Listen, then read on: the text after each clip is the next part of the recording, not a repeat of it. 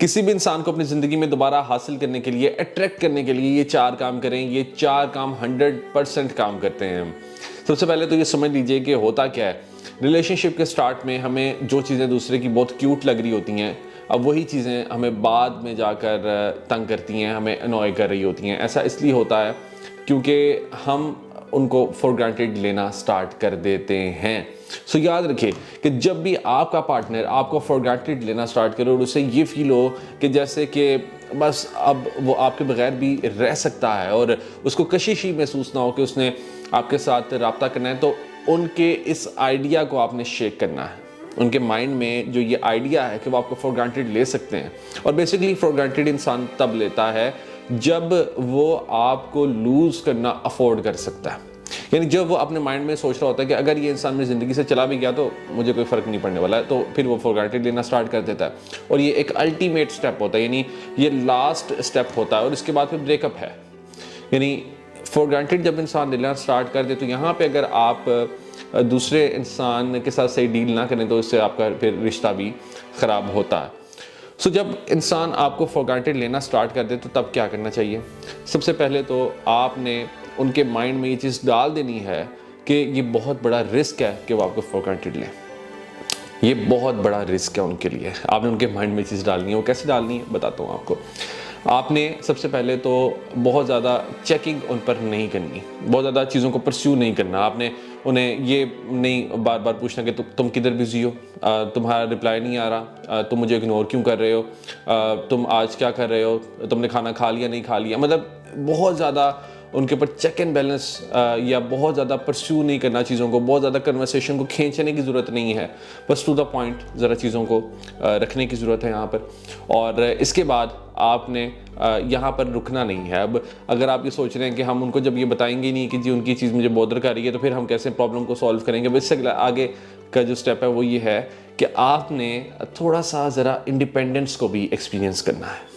Independence को experience करने से मुराद मेरी ये है कि कुछ ऐसे स्टेप्स आपने अपनी ज़िंदगी में लेने हैं जो कि थोड़ा सा आपकी इंडिपेंडेंस को शो करें, यानी थोड़ा सा फ्रीडम को शो करें। इंस्टेड ऑफ के आप अगर पहले हर काम पूछ के अपने पार्टनर से, या फॉर एग्जांपल बहुत से लोगों की आदत होती है कि जी मैं हेयर कट करवा लूँ कि ना करूँ, वो भी पार्टनर से पूछना है। मैं इवन बहुत से ऐसे लोग होते हैं जो कि ये भी पूछ रहे होते हैं कि जी मैं अब क्या सो जाऊँ, या मैं ये खाना खा लूँ, अब मैं ये काम कर लूँ वो काम कर लूँ। मतलब हर चीज़ में पूछ के क्या ये शर्ट मैं ले लूँ, या ये कलर मुझ पे सूट करेगा, हर चीज़ में दूसरे की राय लेना।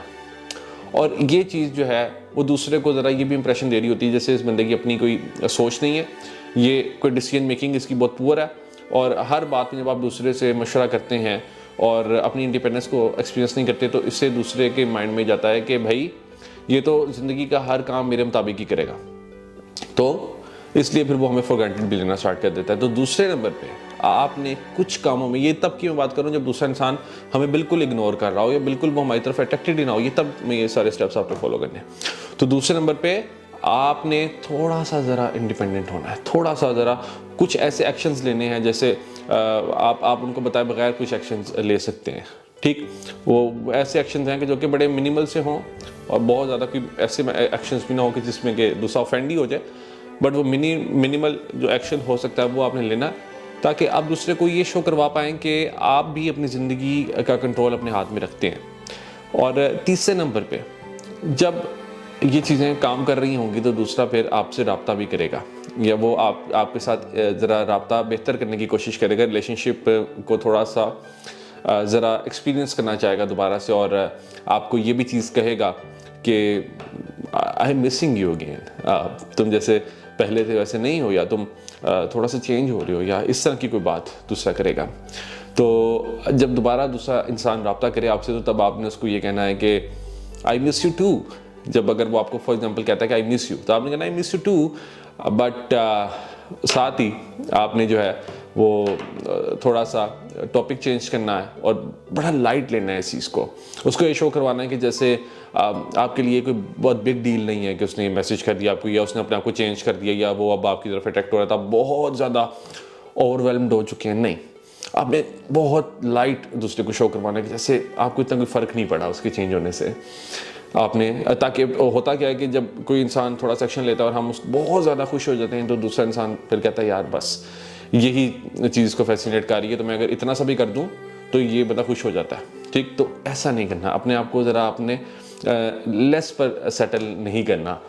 आपने वहाँ पर स्ट्रेट अवे टॉपिक चेंज करना है और आप ये कह सकते हैं कि I miss you too, hoping you are doing well. ठीक, अब यहाँ पे आपने टॉपिक ही चेंज कर दिया। ठीक, और आपने साथ ही दूसरे को ये शो करवाया कि जैसे आपको कोई ख़ास फ़र्क नहीं पड़ा इस चीज़ से।